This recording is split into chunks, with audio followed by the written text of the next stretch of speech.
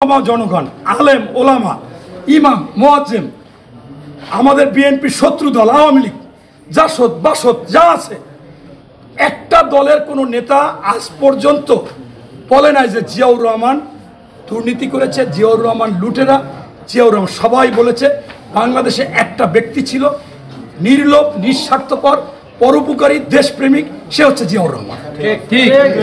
এই নাসিরউদ্দিন পাটোয়ারি বলে যে সে জিয়াউর রহমান নাকি লুটেরা। কত বড় খারাপ, শুধুমাত্র টেলিভিশনে বা বিভিন্ন জায়গায় আলোচনায় আসা।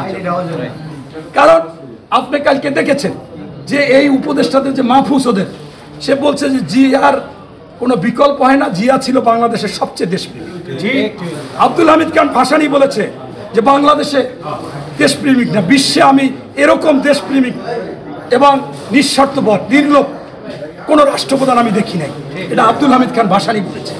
তাই তাকে নিয়ে সে সমালোচনা করেছে। সালাউদ্দিন সাহেবকে নিয়ে সে বিভিন্ন ধরনের কথা বলেছে যে এই চাঁদাবাজ, দখলবাজ, এটা সেটা বলেছে আলোচনায় আসার জন্য। এরপরে এরকম সে বলবে কেন? ওই যে আপনারাই ছেড়েছেন যে আমি মন্ত্রী হতে চাই, ওই মাউসুদের ছেড়েছেন, আরও দুই একজনের ছেড়েছেন, আমি ক্ষমতা দেখতে চাই। আপনাদেরকে আমি স্পষ্টভাবে বলতে চাই, এই এনসিপি নাইপটি হয়ে গেছে। এনসিপি আর কোনো পার্টি নাই। এখন স্পষ্টভাবে এরা একজনের বাসায় রাখতেছে, কথা বলতেছে। এই জন্য আমি আপনাদের কাছে প্রশ্ন করি, 52 ভাষা আন্দোলনে শহীদ হয়েছে, পঙ্গু হয়েছে, বিনিময় কি কেউ কিছু চেয়েছে? 1971 সালে 30 লক্ষ লোক শহীদ হয়েছে, পঙ্গু হয়েছে, শহীদ পরিবার বা ওই পঙ্গুরা কি কিছু চেয়েছে? 90-এর আন্দোলনে আমি একাধিকবার চলে গিয়েছি, আবার বুলেট বিদ্ধ হয়েছি।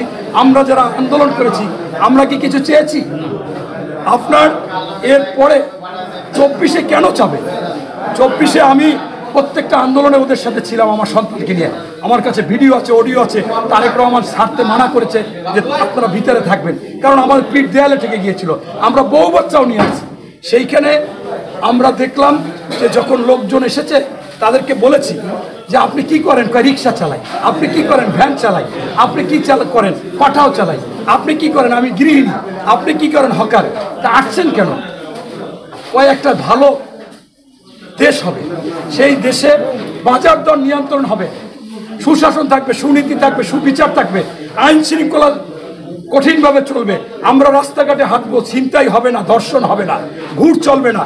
এরকম একটা রাষ্ট্র এদের মাধ্যমে করতে চাই। তাই আমাদের কষ্টের টাকা দিয়ে পানি কিনে দিচ্ছি, কষ্টের টাকা দিয়ে পাউরুটি বিস্কিট কিনে দিচ্ছি, পরোটা কিনে দিচ্ছি। অথচ সেইখানে দেখা গেল সবচেয়ে ওদের লোভটাই বেশি। ওরা ক্ষমতা চায়, ওরা পদ চায়, ওরা দল করে, ওরা এই বাংলাদেশের সব জায়গায় বসে আপনার চাঁদাবাজি করতেছে, দুর্নীতি করতেছে, চাকরি দিচ্ছে, তদবির বাণিজ্য করতেছে, সব কিছু করতেছে। এই যে করতেছে, এটাই হচ্ছে কষ্টদায়ক ব্যাপার। তাই ধরে নিতে হবে যে এরা আসলে দেশের জন্য কিছু চায় না। আর সবচেয়ে লজ্জাজনক, দুঃখজনক ব্যাপার, বাংলাদেশের সবচেয়ে দেশপ্রেমিক হচ্ছে সেনাবাহিনী।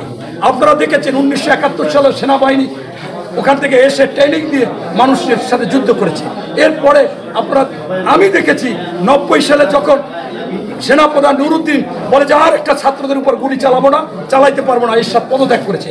আবার 2024 সালেও এই বর্তমান সেনাপ্রধান যখনই বলছে যে আর কোনো গুলি চালাইতে পারবো না, এই শেখ হাসিনা পালিয়ে যেতে বাধ্য হয়েছে। অতএব সেই সেনাপ্রধানদেরকেও নিয়ে কিন্তু এই পাটোয়ারিরা যা ইচ্ছা তাই বলে। এগুলো তাদের আসলে আলোচনায় থাকতে চায়। তারা শেষ পর্যন্ত ওই অবৈধ কাজ, তদবির বাণিজ্য, মন্ত্রণালয় ক্ষমতা, সচিবদের উপর ক্ষমতা, ডিসিএসপিদের উপর ক্ষমতা চালাবার জন্য আলোচনায় থেকে এই সমস্ত কিছু কথাবার্তা ওই সারজিৎ, ওই হাসনাত, এই পাটোয়ারিরা বলে যাচ্ছে। এরকম আপনারা দেখেন না, হাস্যকর।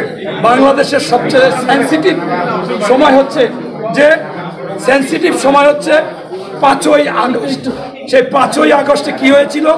বাংলাদেশে একটি সরকার পালিয়ে গিয়েছে, আর রক্তের দাগ যায়নি। আমরা শহীদের স্মরণের দিন। আবার সেই দিনই আপনার জুলাই ঘোষণাপত্র দেবে। সেই দিন এনসিপির লোকেরা কোথায় গেল? হানিমুনে গেছে। বলে যে ষড়যন্ত্র করে না, ষড়যন্ত্র না, আমরা বেড়াইতে আসছি মেয়েটে নিয়ে। আবার দ্বিতীয় রাউন্ডে কি হইলো?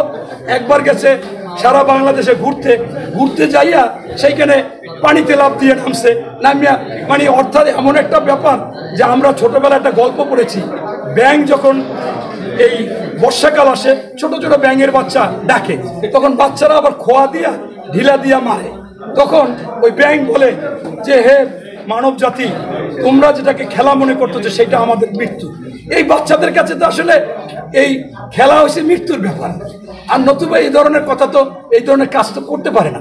আমি সর্বশেষ বলবো, মাননীয় প্রধান উপদেষ্টা এই সব কিছুর জন্য দায় এড়াতে পারে না, কারণ তিনি এসেই বলছে ছাত্ররা আমাকে বসিয়েছে, আবার দেশি বা আন্তর্জাতিকভাবে বলছে যে ছাত্ররা বলছি তোমরা দল করো, ওরা বলছে একটা আসনও পাবো না, আমি বলছি তোমরা সরকার গঠন করবা। এই যে আজকে স্কুল কলেজ বিশ্ববিদ্যালয় ছেড়ে গাড়ির বহর নিয়ে ঘোরে একটা ছেলে দেখবেন কোন ক্লাসে বড়, 10-এ, ইন্টারমিডিয়েট, মানে শিক্ষা ব্যবস্থাকে ধ্বংস করেছে। ভবিষ্যৎ আমাদের মানুষ হবে যে বাচ্চারা যে বিভিন্ন মেধা হবে, এই মেধাশূন্য অবস্থা করে দিয়েছে, এজন্য উনি দায় এড়াতে পারে না। ধন্যবাদ।